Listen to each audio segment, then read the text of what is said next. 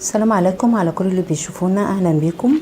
النهارده هنعمل مع بعض الفشه بطريقه الكبده الاسكندراني.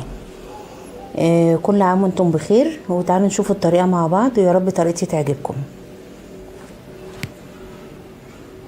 بالنسبه للتسويه بتاعت الفشه، احنا حضرنا بصل للشوربه بتاعتها عشان نسويها. بصل ورق لوري وفلفل اسود وتوم وحبهان. كل ده هنضيفه على الميه.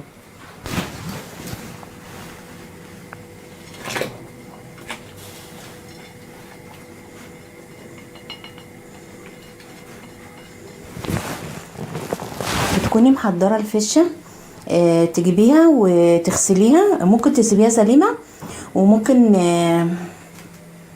تقطعيها قطع صغيره. انا قطعتها قطع صغيره بالمقص، بحيث ان هي لما تستوى في الشوربه بتاعتها اعرف اخرجها احطها على التحمير على طول، بدل ما اضطر اعملها قطع كبيره. بعد كده اسيبها تبرد وبعدين اقطعها قطع صغيره. فانتي تعمليها بالمقص افضل لك واسهل.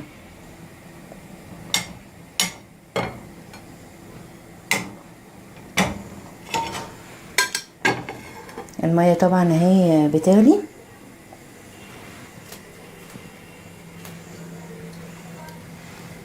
بتجيبي القطع وبتقصيها اسهل بياما عن السكينه.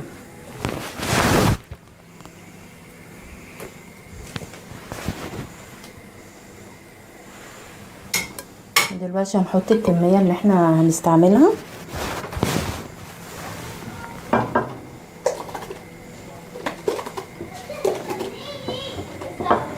انت بعد ما تغسليها بتسيبيها في المصفى عشان تصفي ميتها وباقي الدم اللي فيها يعتبر. بعد كده هنغطيها ونسيبها تستوى. لما تقرب تستوى طبعا احنا بنضيف عليها الملح، عشان ما ينفعش نضيف عليها الملح دلوقتي عشان ما تغيبش في السوا.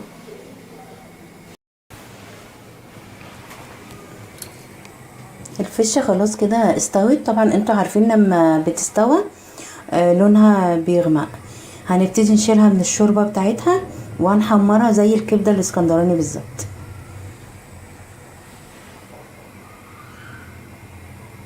ودلوقتي هنضيف الزيت في الطاسه،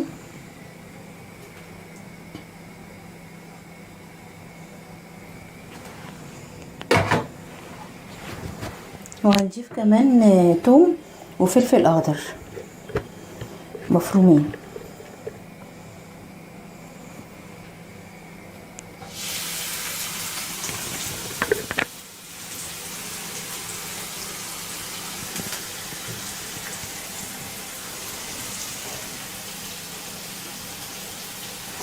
وهنضيف كمون زي الكبده الاسكندراني بالظبط.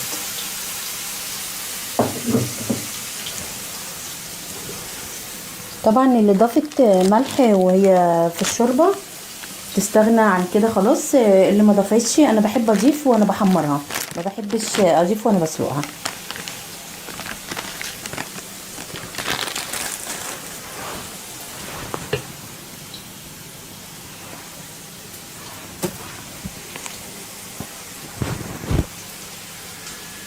هنضيف الملح،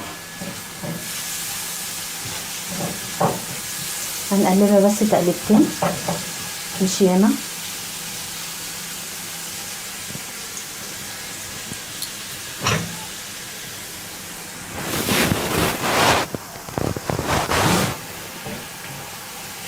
بعدين هنجيب الفشه اللي سلقناها وهنحمرها فيه.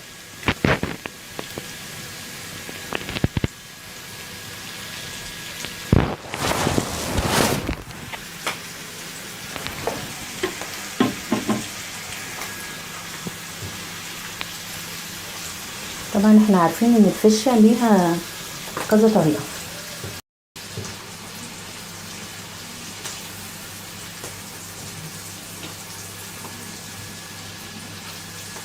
طبعا الثوم مع الفلفل مع الكمون ممكن تحطي كزبرة ناعمة برضو، بيدي طعم جميل جدا معاها.